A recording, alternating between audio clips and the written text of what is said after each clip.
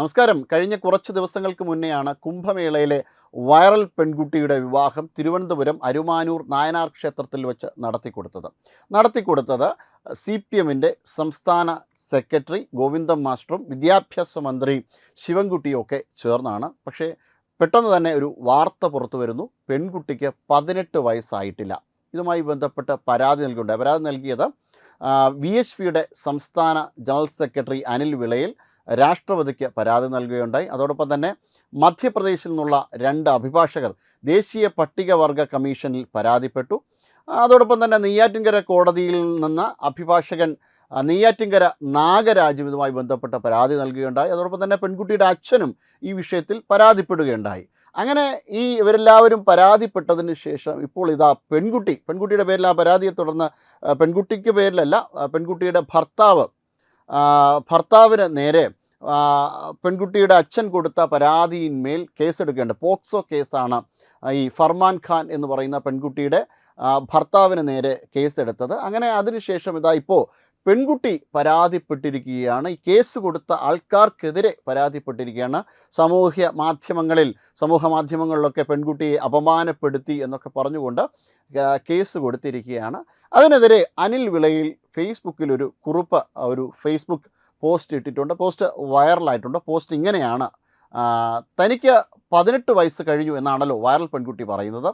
18 വയസ്സ് തികഞ്ഞിട്ടില്ല എന്നാരോപിച്ച് ആദ്യം കേസ് കൊടുത്ത ഞാൻ ദേശീയ പട്ടികവർഗ കമ്മീഷനിൽ പരാതി കൊടുത്ത മധ്യപ്രദേശിലെ 2 അഭിഭാഷകർ, നെയ്യാറ്റിൻകര കോടതിയിൽ കേസ് കൊടുത്ത അഭിഭാഷകൻ നെയ്യാറ്റിൻകര നാഗരാജ്, എന്തിന് കുട്ടിയുടെ അച്ഛൻ ഉൾപ്പെടെ 5 പേർക്കെതിരെയാണ് സ്ത്രീ പാലാരിവട്ടം സ്റ്റേഷനിൽ പരാതി കൊടുത്തത്.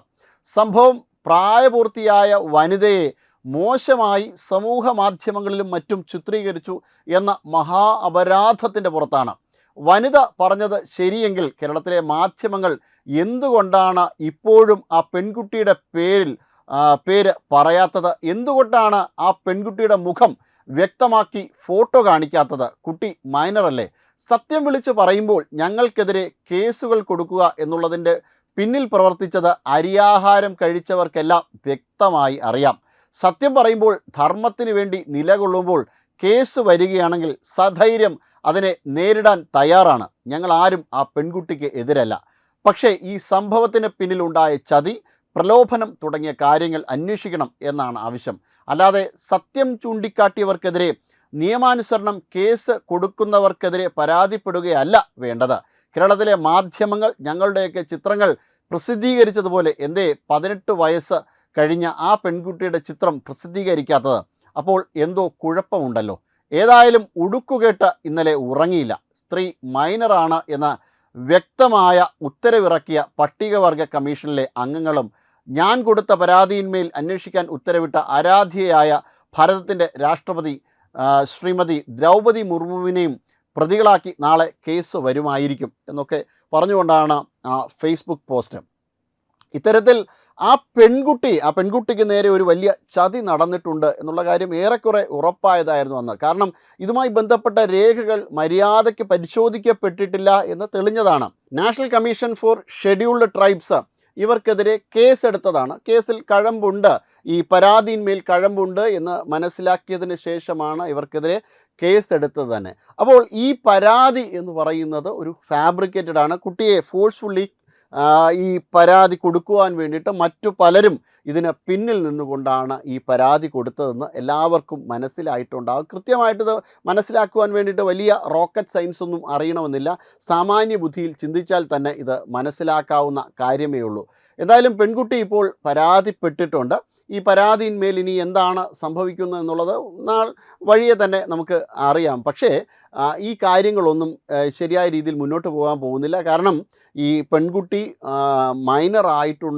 മൈനറാണ് എന്നുള്ള കാര്യം പകൽ പോലെ സത്യമായിട്ടുള്ള കാര്യമായ സ്ഥിതിക്ക് എന്തായാലും ഈ പരാതി തന്നെ ഇൻവാലിഡ് ആയിപ്പോവും. ഇങ്ങനെ നിരവധി ആയിട്ടുള്ള സംഭവമുണ്ട് പെൺകുട്ടിയെ കൊണ്ട് പരാതിപ്പെട്ടത്. കുറച്ച് നാളുകൾക്ക് മുന്നെയാണ് നമ്മൾ മലയാളികളെല്ലാം കേട്ടിട്ടുള്ള ഒരു സംഭവം, അഖില ഹാദിയുടെ കാര്യത്തിൽ എന്താണ് സംഭവിച്ചത്? പറഞ്ഞും പ്രലോഭിപ്പിച്ചും മതം മാറ്റിയതിന് ശേഷം ഈ പെൺകുട്ടി പറയുന്ന കാര്യങ്ങളെല്ലാം വീട്ടുകാർക്കെതിരെയാണ്. പിന്നെ ആ പെൺകുട്ടിയെ വിവാഹം കഴിച്ച ഷെഫിൻ ജഹാൻ പിന്നീട് ഈ പെൺകുട്ടിയെ ഉപേക്ഷിച്ചു. അടുത്ത ഒരാൾ വന്നു ഭർത്താവായിട്ട് വന്ന ആൾ പെൺകുട്ടിയുടെ അമ്മ മരിച്ചപ്പോൾ പോലും പെൺകുട്ടിയെ വീട്ടിലേക്ക് വിടുവാനായിട്ട് തയ്യാറായിട്ടില്ലായിരുന്നു. ലവ് ജിഹാദ് പ്രവർത്തനങ്ങൾ ഏതൊക്കെ തരത്തിലാണ് മുന്നോട്ട് പോകുന്നതെന്ന് എല്ലാവർക്കും ബോധ്യപ്പെട്ടിട്ടുള്ള കാര്യമാണ് ഇതിനോടകം പല കേസുകളിലും.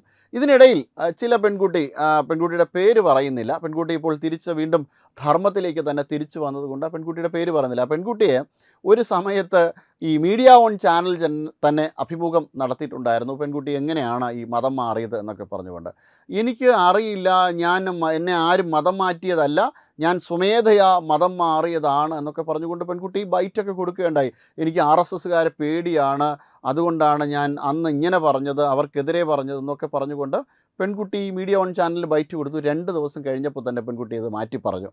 കാരണം ഇത് ഒരു പ്രലോഭനത്തിൽ വശപ്പെട്ടിട്ടാണ് ഇത്തരത്തിലുള്ളൊരു കാര്യം ചെയ്തത് എന്നൊക്കെ പറഞ്ഞുകൊണ്ട് പെൺകുട്ടി അന്ന് മറുപടി കൊടുത്തിട്ടുണ്ടായിരുന്നു. പിന്നീടാണ് ഇതിനുമായി ബന്ധപ്പെട്ട സത്യം തെളിഞ്ഞത്. പെൺകുട്ടി തന്നെ തിരുത്തി പറയുകട്ടെ. അപ്പോൾ ഈ രീതിയിൽ ഈ പ്രായപൂർത്തിയാകാത്ത പെൺകുട്ടിയെ, അല്ലെങ്കിൽ ഇനി പ്രായപൂർത്തിയാകുന്ന പെൺകുട്ടികളെ ആണെങ്കിൽ തന്നെ മാനിപ്പുലേറ്റ് ചെയ്ത് തങ്ങളുടെ ഭാഗത്തേക്ക് നീങ്ങുവാൻ വേണ്ടിയിട്ട് പല രീതികളും ഈ ലവ് ജിഹാദുമായി ബന്ധപ്പെട്ടും ഇനി ഡിജിറ്റൽ ജിഹാദുമായി ബന്ധപ്പെട്ടും നർക്കോട്ടിക് ജിഹാദുമായി ബന്ധപ്പെട്ടും പല വകഭേദങ്ങളിലൂടെ പെൺകുട്ടികളെ ടാർഗറ്റ് ചെയ്തുകൊണ്ട് എത്തുന്ന ആൾക്കാരെല്ലാം ഈ പരിപാടികൾ കാണിച്ച് കൂട്ടുന്നതാണ്. എന്തായാലും അനിൽ വിളയിലിൻ്റെ ഈ പോസ്റ്റ് വളരെ ശ്രദ്ധേയമായിട്ടുള്ള ഒരു ശ്രദ്ധേയമായ കാര്യമാണ് അദ്ദേഹം പറയുന്നത്.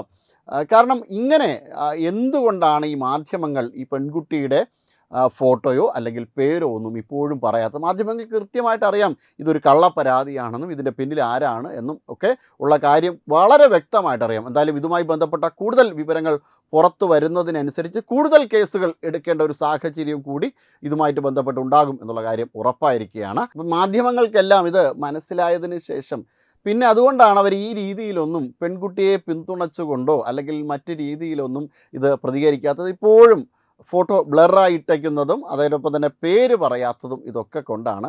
പെൺകുട്ടിയുടെ പേര് പറഞ്ഞാൽ ഇനി നാളെ അതൊരു പുലിവാലാകുമല്ലോ. കാരണം ഈ പരാതിപ്പെട്ടതും പരാതിക്ക് വേണ്ടി പിന്നാലെ ഓടി നടന്നവരും AA റഹീമും വിദ്യാഭ്യാസ മന്ത്രിയും മറ്റ് പാർട്ടി സെക്രട്ടറിയും ഒക്കെ പൊടിയും തട്ടിപ്പോകും. പിന്നെ അനുഭവിക്കേണ്ടി വരുന്നത് പാവപ്പെട്ട മാധ്യമപ്രവർത്തകരും പിന്നെ ഇതിൻ്റെ പിന്നിൽ നിന്ന ആൾക്കാരുമാണ്. എന്തായാലും കേസിൽ കഴമ്പുണ്ട് എന്നുള്ള കാര്യം ഉറപ്പായിട്ടുള്ള കാര്യമാണ്. പെൺകുട്ടിയുടെ അച്ഛൻ അന്ന് തന്നെ പറയുന്നുണ്ടായിരുന്നു, പെൺകുട്ടിയെ ഒരു സീനറി കാണിക്കാം എന്ന് പറഞ്ഞുകൊണ്ടാണ് കേരളത്തിലേക്ക് കൊണ്ടുവന്നത്. ഇവിടെ ധാരാളം സീനറികളുണ്ട്, അതുകൊണ്ട് അത് വെച്ച് ഫോട്ടോ എടുത്ത് വൈറലാവും, പെൺകുട്ടിക്ക് ധാരാളം ചലച്ചിത്രങ്ങളിലൊക്കെ അവസരങ്ങൾ കിട്ടും എന്നൊക്കെ പറഞ്ഞുകൊണ്ടാണ് പെൺകുട്ടിയെ കേരളത്തിലേക്ക് കൊണ്ടുവന്നത്. പിന്നീടാണ് അറിയുന്നത് പെൺകുട്ടി ആദ്യം ഈ എറണാകുളത്ത് മട്ടാഞ്ചേരി മാഫിയയുടെ ഇടയിൽ താമസിക്കുകയും അതിനുശേഷം പിന്നീട് തിരുവനന്തപുരത്ത് കൊണ്ടുവരികയും തിരുവനന്തപുരത്ത് തന്നെ വിഴിഞ്ഞം പൂവാർ മേഖലയിലാണ് പെൺകുട്ടി താമസിച്ചതെന്നാണ് അറിയുന്നത്. അതിനുശേഷം ഈ തമ്പാനൂർ പോലീസ് സ്റ്റേഷനിൽ വന്ന പെൺകുട്ടി കേസ് നൽകുകയും ഇതുമായി ബന്ധപ്പെട്ട് തനിക്ക് വിവാഹം കഴിക്കണം,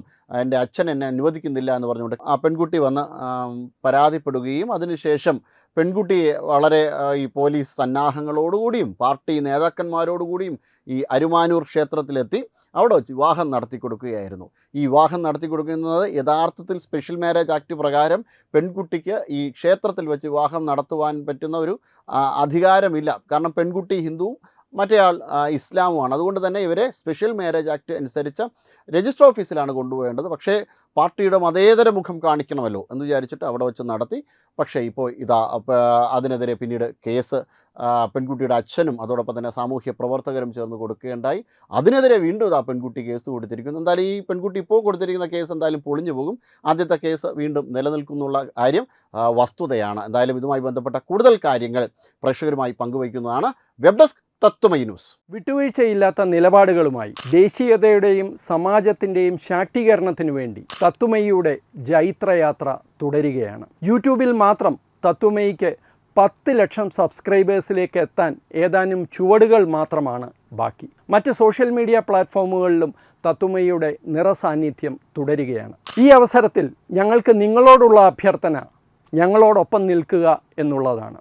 നിങ്ങൾ ഉപയോഗിക്കുന്ന ഏത് സോഷ്യൽ മീഡിയ പ്ലാറ്റ്ഫോം ആണെങ്കിലും ഞങ്ങളുടെ വരിക്കാരാകുക, ഞങ്ങളെ സബ്സ്ക്രൈബ് ചെയ്യുക, നിങ്ങളുടെ സുഹൃത്തുക്കളിലേക്ക് തത്വമയിയുടെ ഈ സന്ദേശം പ്രചരിപ്പിക്കുക. ഞങ്ങളോടൊപ്പം നിൽക്കൂ, രാഷ്ട്രത്തോടൊപ്പം നിൽക്കൂ, ദേശീയതയ്ക്കൊപ്പം സഞ്ചരിക്കൂ.